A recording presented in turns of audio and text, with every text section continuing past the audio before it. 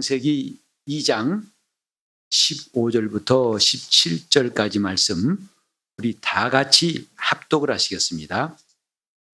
여호와 하나님이 그 사람을 이끌어 에덴 동산에 두사 그것을 다스리며 지키게 하시고 여호와 하나님이 그 사람에게 명하여 가라사대 동산 각종 나무의 실과는 내가 임의로 먹되 선악을 알게 하는 나무의 실과는 먹지 말라. 내가 먹는 날에는 정령 죽으리라 하시니라. 아멘.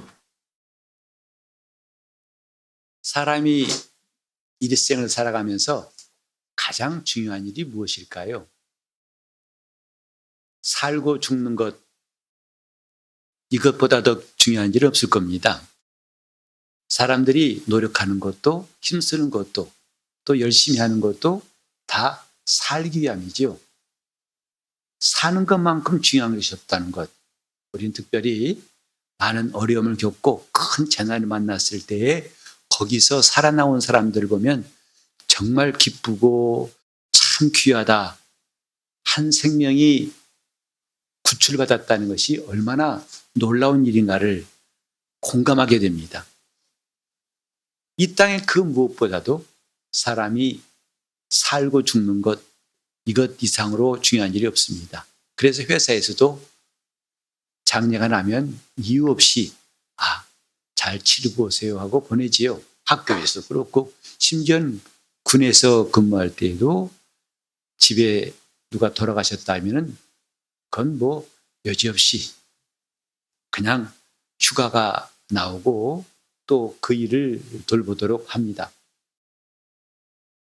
사는 것이 무엇인가?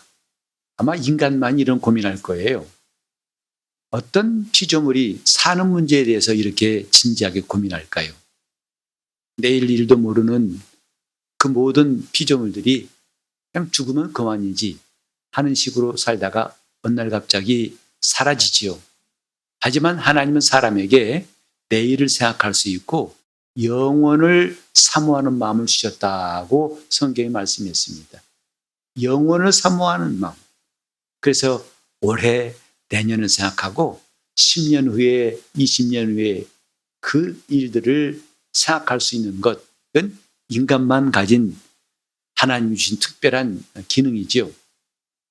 그런데 그 삶 가운데에서 사는 문제, 죽고 사는 문제가 과연 무엇으로부터 비롯되느냐? 무엇이 죽고 사는 걸 결정하느냐? 이건 정말 중요한 문제입니다. 그래서 사람들은 이 죽고 사는 문제에 대해서 많이 연구를 하고 그 길을 찾으려고 애를 쓰죠. 이제 벌써 우리는 100세 시대란 말을 많이 듣습니다. 이전에는 7, 80 살면 많이 살았다고 했는데 이제는 뭐 90세 중반에 돌아가신 분도 적지 않고 100세를 넘어서 사신 분도 점점 많아지고 있습니다. 그래서 어떻게 하면 인간은 더 오래 살 수 있느냐 하는 문제, 그리고 오래 살되 더 건강하게 살았으면 좋겠다 하는 소망, 이런 것들을 좌지우지하는 문제가 무엇인가, 그것들에 대해서 여러 사람들이 답을 내놓습니다. 그래, 건강이 최고야. 건강하면 오래 살 수 있고 그건 장수가 가능해. 우리가 이런저런 사람들의 말을 듣습니다만 그 답은 정확하지 않습니다. 정확한 답은 이 성경 속에 있습니다. 살고 죽는 문제가 무엇에 의해서 정해지느냐. 오늘 이 본문 말씀은 그것을 우리에게 말씀하고 있습니다. 하나님께서 태초에 말씀이 계시니라 하고 성경이 기록하고 있는데 그 태초라는 것은 뭐냐 하면 지금 존재하는 모든 것들이 있기 전에, 그게 태초예요. 만물의 시작이 아니라 모든 만물이 존재하기 그 이전에 먼저 계신 이가 하나님이시다. 곧 말씀이시다 라고 성경은 기록합니다. 그런데 우리가 참 말씀이라는 것을 잘 이해하기가 쉽지 않습니다. 왜냐하면 우리나라는 예로부터 어른들의 말을 높여서 말씀 그러죠. 선생님 말씀, 또 부모님 말씀, 또 훌륭한 저분의 말씀. 그래서 하나님의 말씀이시다 그러면은 말인가 보다. 곧 말소리인가 음성인가 라고만 하기 쉽습니다. 하나님은 소리다 그 말은 아닙니다. 오늘 이 본문에도 나온 것처럼 하나님 말씀이 있어요. 성경은 하나님 말씀이 담긴 책입니다. 이걸 우리가 인정하고 고백하는 것. 신앙인의 기본이죠. 말씀이 뭔가? 말씀은 소리가 아니라는 것을 성경은 말합니다. 곧 말씀은 인격이다 하는 거죠. 그래서 그 말씀이 사람을 살리고 사람을 고치고 사람을 이끌고 사람을 위경에서 건지고 사람을 보호하고 그 말씀이 사람을 복이 있게 하고 그 말씀이 사람을 새롭게 하고 그 말씀이 산자와 죽은 자를 심판하기도 하고 말씀은 인격이에요. 그래서 그 말씀이 무엇인가를 정확하게 확실하게 보여주신 분이 뭐냐면 그 말씀이 육신으로 오신 예수 그리스도예요. 예수는 살아계신 말씀, 태초에 계신 말씀이 드디어 우리 사람 눈에 나타나신 하나님이십니다. 그래서 그 말씀이 있는 곳마다 놀라운 역사가 일어났다고 사복음서는 전하고 있어요. 그 말씀 한마디에 풍랑이 잠잠해지고 그 말씀 한마디에 죽은 지 나흘 되었던 나사로가 수족을 동인 채로 무덤에서 걸어 나옵니다. 그 말씀 한마디에 귀신이 쫓겨나가면서 그들이 항복하고 그 말씀 한마디에 떡 5개와 5병이어라는 물고기 2마리가 5,000명이 장정만 5,000명이 배불리 먹고 12바구니가 남게 하셨고 그 말씀이 모든 위경에서 건진다고 말씀했어요. 예수님의 생애는 한마디로 말해서 말씀은 이런 분이다 하는 것을 확실히 보여주시는 삶이었습니다. 더 이상 인간의 생각 속에 말씀은 이런 말인가 보다 이런 오해를 완전히 몰아내고 정말 말씀은 인격이구나. 그 말씀은 기뻐하시고 그 말씀은 진노하시기도 하고 그 말씀은 우리를 사랑하시기도 하고 그 말씀은 긍휼을 베푸시고 그 말씀은 오늘도 살아계신다는 것을 우리가 성경에서 얼마든지 접할 수 있습니다. 요컨대 하나님은 말씀이시다. 곧 살아계신 인격이시다 이 말이에요. 그래서 그 인격은 인격이 돼 영원하신 인격, 곧 시작한 날도 없고 끝도 없는 영원하신 인격이 살아계신 말씀, 하나님 말씀이다 이 말입니다. 그래서 하나님도 이 말씀으로 영생하신다는 것을 말하고 있어요. 하나님은 사람처럼 음식물을 필요로 하지 않습니다. 그 말씀이 공기를 필요로 하지 않습니다. 인간은 살기 위해서 여러 가지 조건이 필요하죠. 빛도 필요하고 물도 필요하고 양식도 필요합니다. 그것이 있어야만이 사람의 생명은 연장할 수 있어요. 그러나 영원하신 하나님은 그 말씀으로 영생하신다는 것, 이것이 성경의 가르침이에요. 그래서 요한복음 1장에 보면 이런 말씀 있잖아요. 그 말씀 안에 생명이 있었으니 말씀이 곧 생명이시다. 그래서 많은 사람들이 그 말씀을 듣고 나서 고백한 게 뭐죠? 영생의 말씀이 여기 계시오매. 하나님 말씀에 대한 우리의 바른 이해가 신앙생활에 정말 중요합니다. 그래서 그 말씀은 정말 귀하고 놀랍고 위대하고 그 말씀은 권능이 있는 말씀이라는 것을 점점 더 우리가 주님께 가까이 갈수록 깨닫습니다. 이 말씀이에요. 하나님도 말씀 없이는 영생하실 수 없는 이 말씀, 이 생명의 말씀에 대해서 사도 요한은 말했어요. 우리가 눈으로 그 말씀을 보았고 주목하였고 또 귀로 들었고 만졌다고 그랬어요. 소리라면 볼 수 있습니까? 소리를 만질 수 있습니까? 요한이 말한 바 생명의 말씀은 더 이상 말이 아니라는 거죠. 소리가 아니에요. 살아계신 인격이다. 그 인격이 우리에게 하시는 말씀도 생명이다라고 말씀했습니다. 여러분, 오늘 우리는 새해를 말씀으로 시작하자고 지난 주일에 다짐을 했습니다. 하나님 말씀으로 시작하자 하니까 성경 구절로 마치 성경 구절로 시작하자는 것으로 생각하면 그것도 오해입니다. 그리고 우리가 말씀을 암송할 때에 그 단어를 암송하듯이 그렇게 글귀를 암송한다는 것도 사실은 이해가 충분치 않습니다.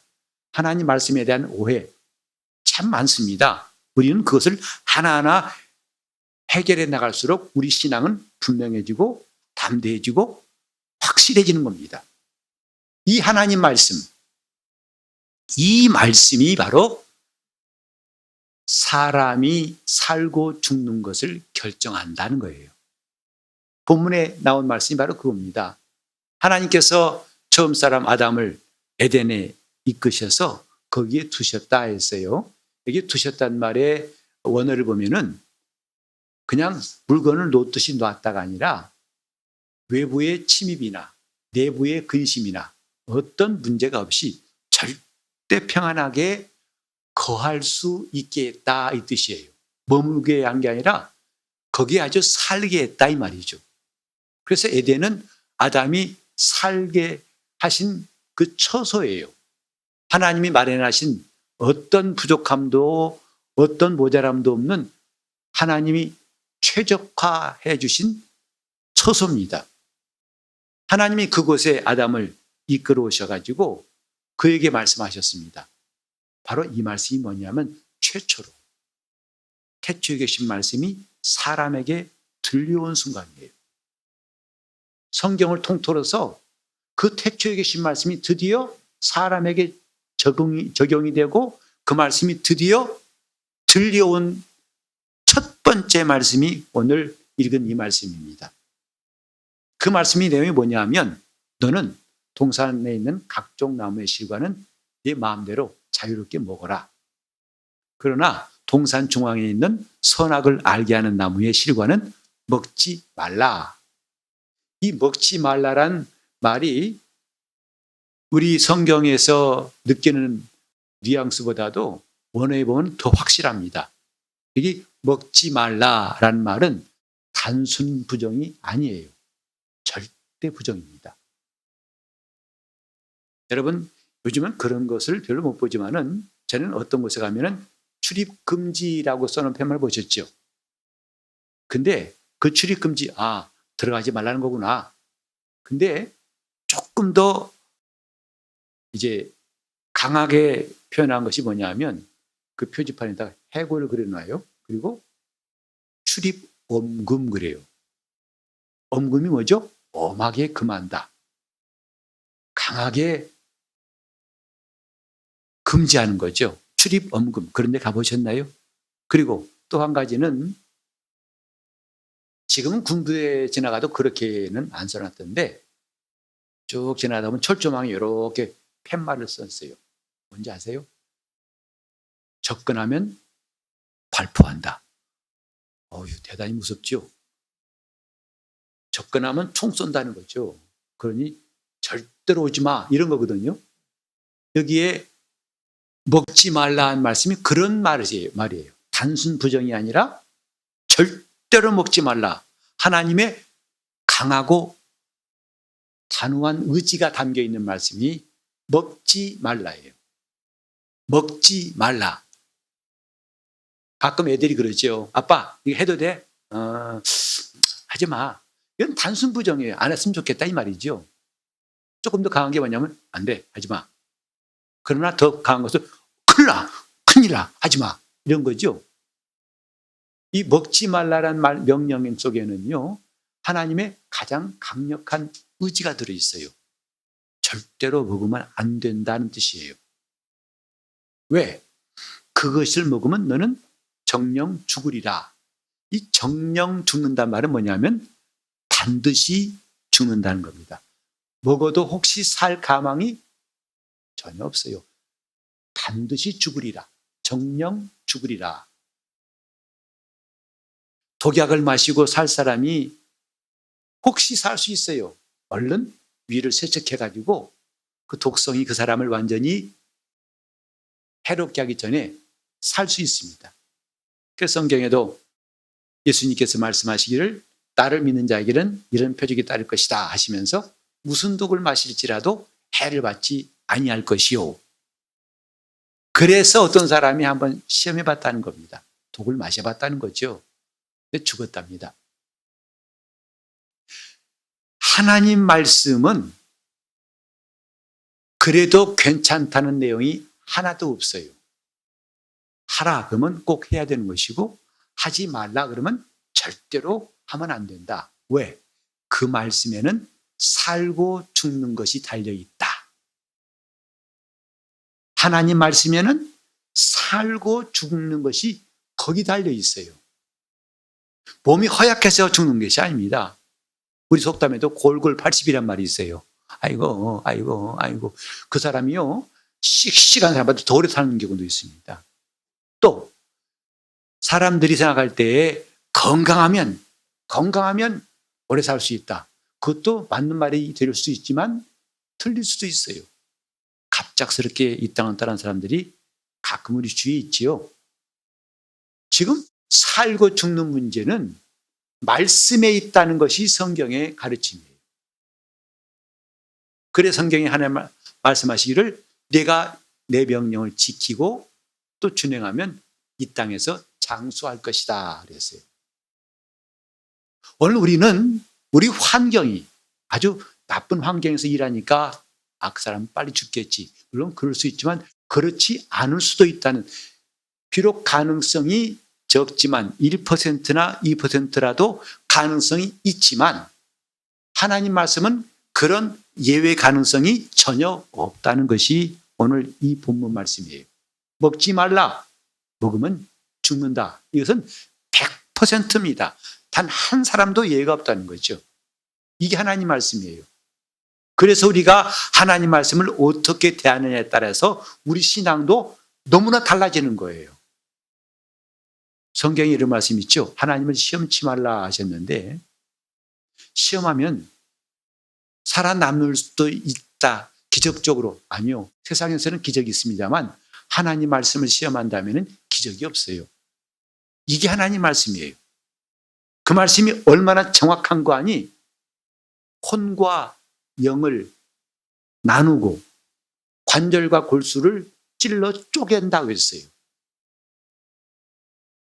우리는 지금 혼과 영을 나눌 수 있다는 게 상상으로도 이해가 안 갑니다. 무엇이 혼이고 영인지를 아직도 모르는 사람 많죠. 그런데 하나님은 말씀은 혼과 영을 나누고 관절과 골수를 찔러서 쪼개기까지 하고, 그래서 얼마나 틈새가 없이 확실히 드러내든지 만물이 벌거벗은 것 같이 그 앞에 드러나느니라. 그렇게 정확하고 완전하고 분명한 말씀이 하나님 말씀이에요. 그 말씀이 살고 죽는 걸 정하는 겁니다. 내가 먹는 날에는 정령 죽으리라. 가장 거범사인 누구냐? 하나님 말씀을 우습게 한 사람이에요. 롯의 사위는 소돔과 고모라가 멸망한다고 하나님의 말씀을 그 장인이 와 전해줬을 때에 농담으로 여겼더라 그랬어요. 장인들은 정신이 이상합니다. 왜 이러세요? 아니 우리가 왜 망해요? 그들은 그날에 유황불에 다 망했어요. 하나님 말씀을 피해 살아난다는 거 가망이 없습니다. 삼풍백화점 무너졌을 때 그 많은 사람이 죽었지만 3사람이 살아났었죠. 그게 기적적으로 생환했어요. 탄광이 매몰돼가지고 다 죽었다고 할 때 기적같이 살아나온 사람이 있어요. 그러나 하나님 말씀을 어기고서 기적적으로 살아났다는 건 성경에 한 말씀도 없어요. 그만큼 말씀은 그분의 의지고 단호한 그분의 결심입니다. 오늘 이렇게 처음 사람 아담에게 하나님이 하신 말씀은 그냥 금지, 너 이건 먹지 마, 저건 먹어도 돼, 이런 선택 정도가 아니라 살고 죽는 문제를 알게 하신 거예요. 선악과는 먹지 말라, 이 말씀은 그 말씀을 지키고 안 지키고에 따라서 네가 살고 죽는 문제가 정해진다. 우리는요, 종종 기적을 바라고, 그리고 어떤 현상을 보고 이 사람은 살아날 가망이 있어, 그러면 많이 매달립니다. 그리고 이 사람은 안 되겠어, 이 숨이 다 끊어질 것 같아, 그럼 포기하기도 하죠. 근데 그 반대도 얼마든지 기적 같은 일이 나올 수 있지만 하나님 말씀에는 요행이 없다, 이 말이죠. 조금도 요행이 없습니다. 그래서 정령 죽으리라 하신 겁니다. 정령 죽으리라. 그냥 죽으리라가 아니에요. 반드시 죽을 것이다. 우리가 하나님 말씀으로 새해를 시작하는 것을 다짐했는데, 이제 그 말씀이 최초로 임한 사람이 아담이었고, 아담은 이 말씀을 가지고 시작할 때, 그때 아담은 생각해 보세요. 아담은 그때 누구를 만난 적도 없고, 어떤 생각한 적도 없고, 뭘 결심한 적도 없고, 계획한 것도 없고, 아무것도 없었을 때예요. 정말 시작입니다. 그 삶의 시작입니다. 하나님은 그 아담 앞에 뭘 주셨다? 말씀을 주셨다, 이 말이죠. 그리고 그 말씀을 지키면 영생하고, 그 말씀을 불순종하면 멸망한다는 하나님의 법칙을 놓으신 것이다, 이 말이죠. 우리는 거듭 다짐합시다. 올해는 말씀으로 시작합시다. 그것이 가장 확실하고 가장 좋은 길이에요. 내가 어떤 계획을 할 때에도 하나님 말씀을 앞서지 말자.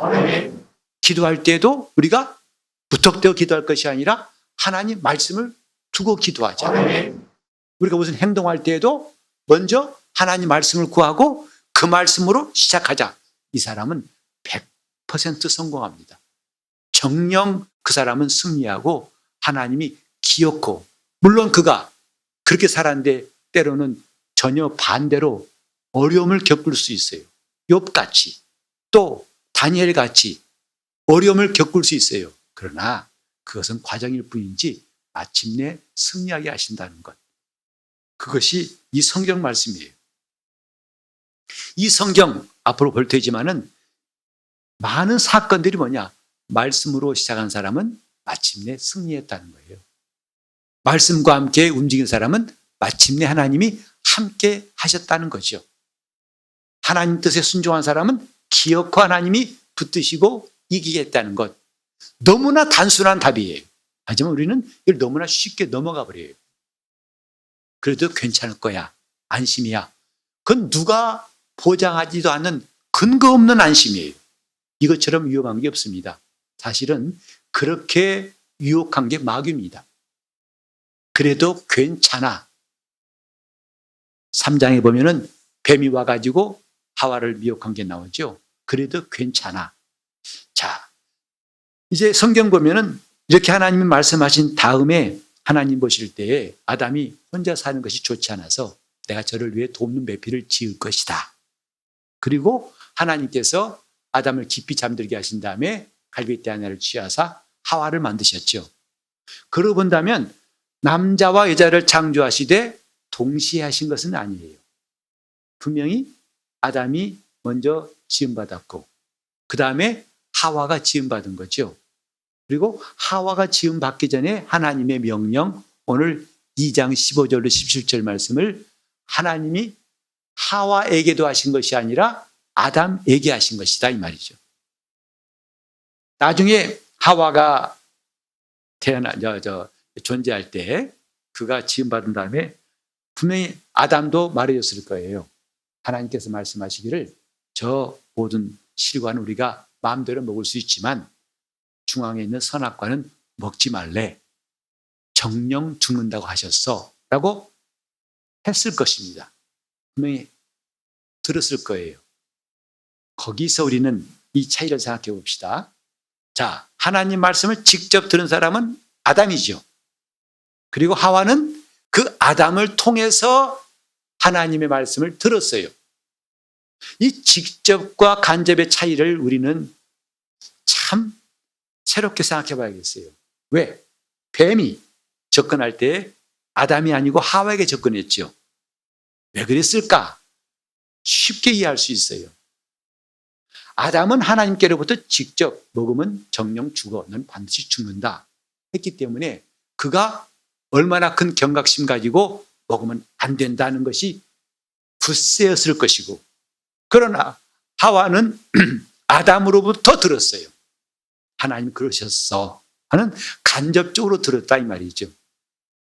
하다 보니까 안 되는구나 하지만 흔들릴 여지가 있었다는 것이 창세기 3장에 나와요.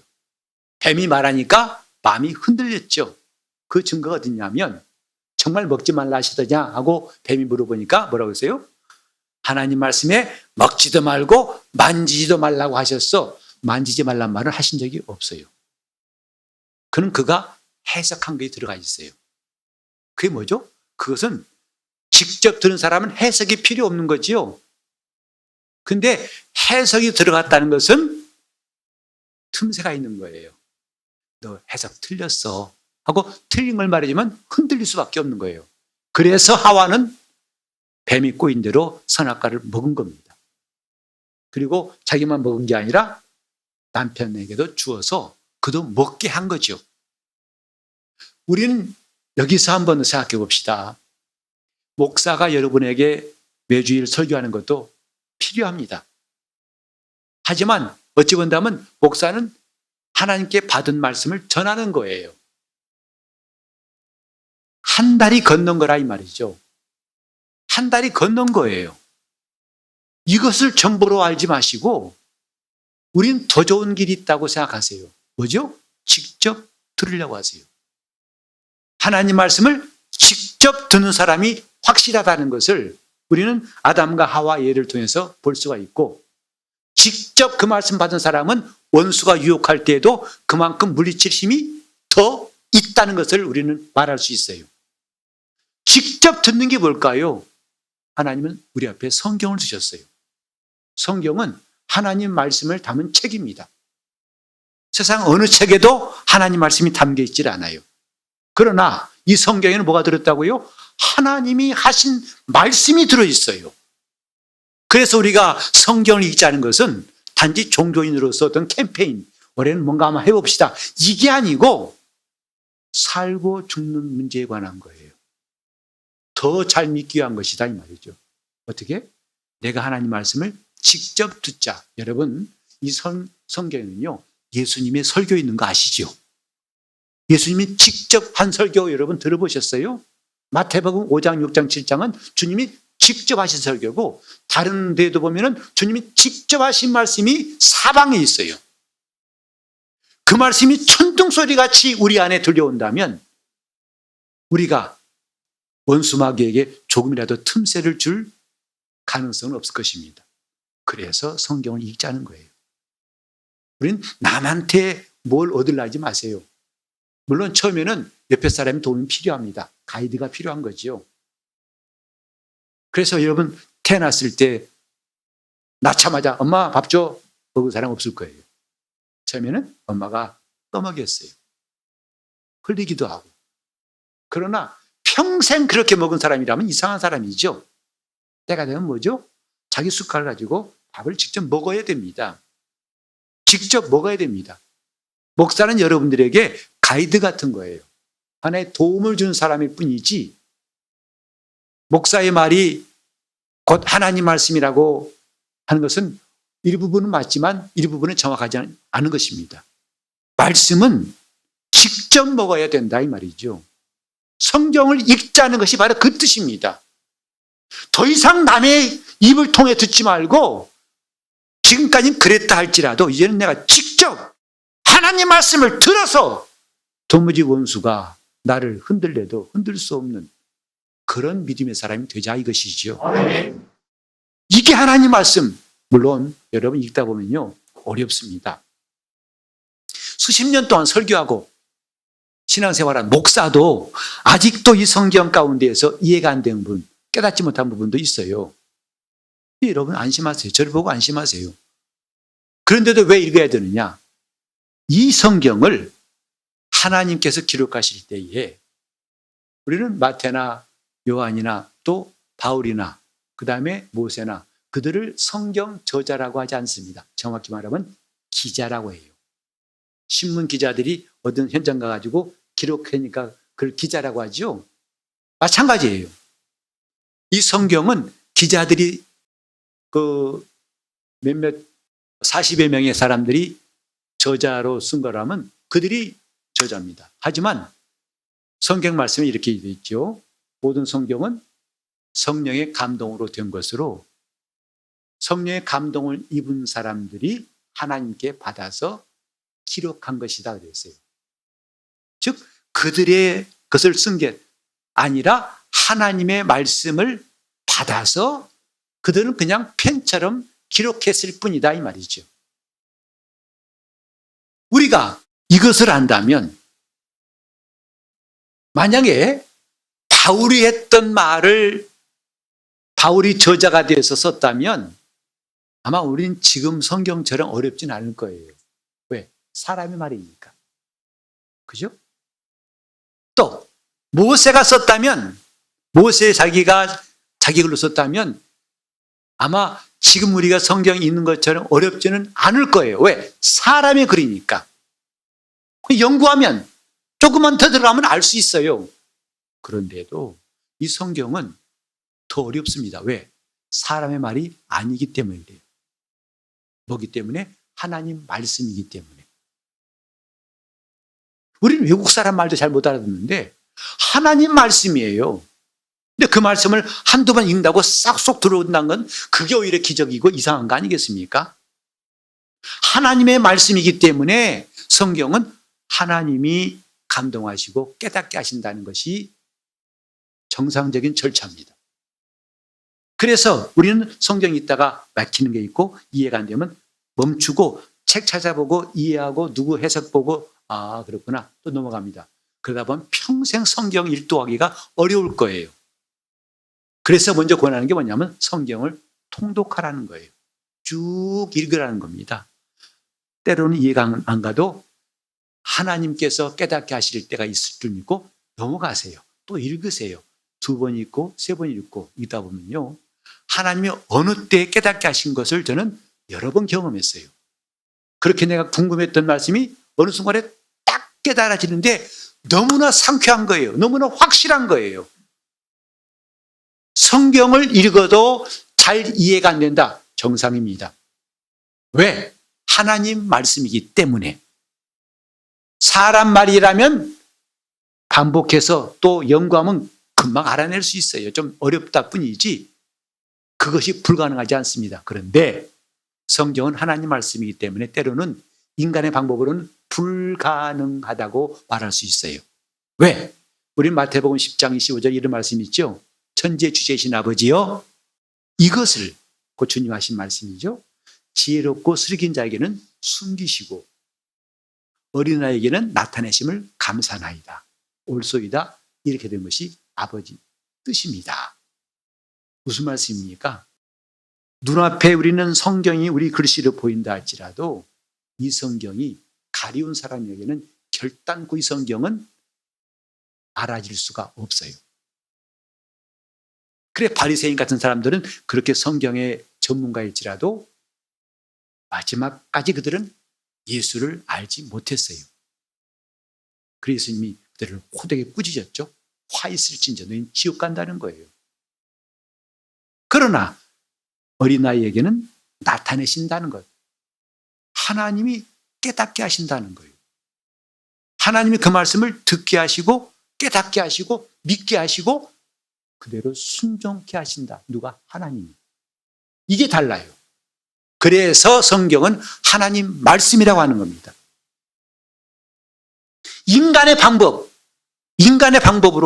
신학교 가면 성경 다 통달할 줄 알죠? 착각입니다. 신학교 가면 성경 많이 배울 것 같죠? 상당한 오해입니다. 오히려 성경 볼 시간이 더 없어요. 공부하느라고. 신학책 공부하느라고. 지금까지 신학 역사가 수백 년 됐는데 만약에 그 신학자들이 답을 다 줬더라면 이 성경은 막히는 것이 없을 거지만 아직도 난해 구절이라는 것이 수북이 쌓여 있어요.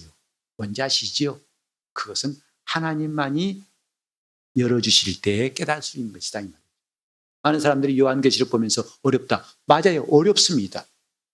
여러 번 읽어도 모르겠다. 어렵습니다. 왠지 아세요? 하나님 말씀이기 때문이에요. 하나님 말씀은 하나님이 알게 해주셔야만 알 수 있어요. 그분이 열어주실 때만 깨달을 수 있어요. 그래서 성경 앞에 겸손해라는 것이거든요. 성경 앞에 내가 잘난 체 했다면 그걸로 끝이에요. 그 이상은 막혀버립니다. 우린 지금 수십 년 동안 믿으면서 이 성경이 하나님 말씀이라고 하지만 아직도 하나님 말씀이 뭔지를 모르고 아직도 그 말씀을 어떻게 들을 줄도 모르고 어떻게 그 말씀을 가지고 시작할 줄도 모른다는 게 참 안타깝지만 올해부터는 시작합시다. 어떻게? 하나님 말씀으로 시작합시다. 그리고 그 말씀을 받기 위해서 이제는 부지런히 성경을 읽읍시다. 그래서 마침내 누구를 통해 들은 말이 아니라 직접 하나님이 성령을 나에게 감동하셔서 주시는 말씀 받길 바랍니다. 그게 진짜 신앙이에요. 그 말씀은요, 여러 말씀 필요 없어요. 단 한마디 말씀이라도 그 말씀은 나를 완전히 뒤집어 놓고 바꿔놓습니다. 바울이 변화된 것 한마디 말씀입니다. 사울아 사울아 내가 왜 나를 핍박하느냐 하는 이 말씀 앞에서 그는 뒤집어졌어요. 완전히 바뀌어버렸어요. 이 수십 장을 읽을 필요가 없이 한마디 말씀만 여러분 영혼에 들려온다면 그 말씀은 우리를 새롭게 하고 우리가 제대로 길을 가게 할 수 있는 내 발의 빛이요 내 길의 등불이라는 것을 실감할 것입니다. 다시 말합니다. 사람이 죽고 사는 것만큼 중요한 게 없는데 그걸 결정하는 것은 하나님 말씀이다. 모세를 통해 말씀하셨죠. 내가 네 앞에 생명과 사망과 복과 저주를 놓았다. 환경 탓이 아닙니다. 어떤 부그럽니다. 어떤 영화 나왔던데 앞으로 이 지구는 멸망할 거야. 어떻게? 물로 망할 거야. 그래서 영화도 워터월드라고 그 영화 나왔어요. 그 거짓말입니다. 하나님 이미 말씀하셨어요. 다시는 내가 물로 생물들을 멸하지 않을 것이다. 성경 모르니까 그렇게 엉뚱한 말 하는 거예요. 결코 이 세상 끝날은 물로 망하지 않습니다. 하나님 말씀은 우리에게 모든 사람들이 볼 수 없는 그 끝까지 통찰할 수 있는 힘을 줘요. 오늘 우리는 아담이 실패했다는 것이 참 불행하게 보입니다. 아유, 좀 처음에는 잘하다 나중에 이제 못하면 괜찮은데 처음부터 틀렸어요. 처음부터 실패했어요. 성경은 인간의 실패 역사를 기록하고 있습니다. 인간이 성공한 역사가 아니라 인간이 이래서 실패했고 이래서 실패했고 이래서 실패했고 그 무수한 실패 역사 가운데에서 하나님의 말씀을 붙든 사람들은 승리했다는 것이 성경의 기록이에요. 원래 우리는 실패할 수밖에 없습니다. 뭐가 없으면? 말씀이 없으면 100% 실패할 수밖에 없어요. 해보나 마나예요. 가보나 마나입니다. 이미 실패는 이미 예정되어 있어요. 말씀 없이 출발한 것 이미 안 되는 것 작정되어 있어요. 잘 되는 것 같죠? 그러나 그 다음에 우르르 무너지는 거 우리는 많이 봤잖아요. 말씀 없이는 될 것이 아무것도 없다는 것. 그러나 하나님 말씀이 있으면 무엇이나 가능하고 그 일을 보증하신 분은 하나님이시라는 것도 우리가 성경에서 배울 수 있습니다. 새해는 말씀으로 시작합시다. 하나님 말씀. 그래서 움직이기 전에 내가 생각하기 전에 내가 모든 일을 시도하기 전에 먼저 내 앞에 말씀이 있게 하자. 그렇게 하려고 우리는 부지런히 성경을 읽는 거죠. 부지런히 읽다 보면 하나님 말씀이 떠올라서 그 말씀이 내가 해야 할 일을 보이시고 갈 길을 보이신다는 것. 이제 우리 모두의 간증이 되기 바랍니다. 우리는 이렇게 사는 것. 새해는 이렇게 살 때 진정한 새해입니다. 작년에 구태의연한 방법, 실패했던 방법, 말씀 없이 내 생각대로, 내 감정대로, 내 주장대로 불쑥 시작했다 또 넘어지는 그런 일의 시작이 아니라 새해는 확실히 다른 방법, 확실히 다른 시작. 뭐죠? 말씀으로 시작하는 겁니다. 하나님 말씀이 내 앞에 있게 하시도록. 주님, 주의 말씀은 내 발의 등불입니다. 내 길의 빛이십니다. 그러니 내가 넘어질 리가 없고 자빠질 리가 없어요. 이제 오늘 우리는 아담의 실패한 것, 그 실패가 우리에게 주는 교훈이 뭐죠? 하나님 이렇게 실패할 수밖에 없는 인생일지라도 둘째 아담이신 예수를 보내사 그들을 구원하신다는 것, 그들을 반드시 일으키신다는 것. 넘어졌을 때 그대로 끝나는 게 아니라, 그걸 멸망한 게 아니라 하나님은 반드시 일으키신다는 것. 저 요한계시록 여러분 읽기도 어렵습니다만 대부분 사람들이 요한계시록을 심판이라는 초점을 가지고 보고 있어요. 물론 심판의 내용이 있습니다. 하지만 요한계시록이 기록될 때의 배경을 본다면 결코 그것이 아님을 알 수 있어요. 바로 요한이 이 계시록을 기록할 때만 해도 기독교가 정말 무지무지하게 핍박받을 때예요. 로마의 황제 때문에 대를 위해서 끝없이 핍박, 무섭게 사람들이 죽어나가고 정말 신앙을 지킨다는 게 이렇게 힘들 수 없다는 거. 그래서 정말 낙심할 수밖에 없을 때에 성도들에게 아니다, 믿음을 굳게 지키면 너희는 반드시 승리한다, 이 소망을 주려고 쓰신 말씀이 요한계시록이에요. 그래서 19장까지는 무섭게 7인의 재앙, 7 대접, 7 나팔의 재앙이 끝없이 이뤄집니다. 근데 그것이 딱 끝나고서 20장부터는 분위기가 확 달라져요. 그리고 거룩한 성 새 예루살렘이 하늘로부터 내려오고, 그다음에 거기에 참여할 사람들에 대해서 그곳에 생명수가 흐르고 많은 나무들이 있고, 그런 하나님 나라에 대해서 주 말씀하시면서 주님 말씀하시죠. 내가 속해 올 것이다. 그러니까 이제 의로운 사람은 더 의롭게 되고 불의한 사람은 더 불의하게 되고 더러운 사람은 더 더럽게 하고 깨끗한 사람은 더 깨끗하게 하라. 볼지어다 내가 속해 올 테인데 내게 각 사람에게 줄 상이 있어서 그들이 행한 대로 갚을 것이다 말씀하시면서 마지막에 뭘로 끝나죠? 이것들을 말씀하시니 가라사대 때 내가 속히 올 것이다. 아멘. 주 예수여 오시옵소서. 성경은 심판으로 끝나는 게 아닙니다. 물론 불의한 자들의 심판을 말씀하지만 그 뒤에는 반드시 믿음을 지킨 사람들의 승리가 성경의 마지막이에요. 오늘 우리는 말씀을 시작할 때 이런 놀라운 승리를 하나님이 약속하신 줄 믿고 새 말씀으로 시작합시다.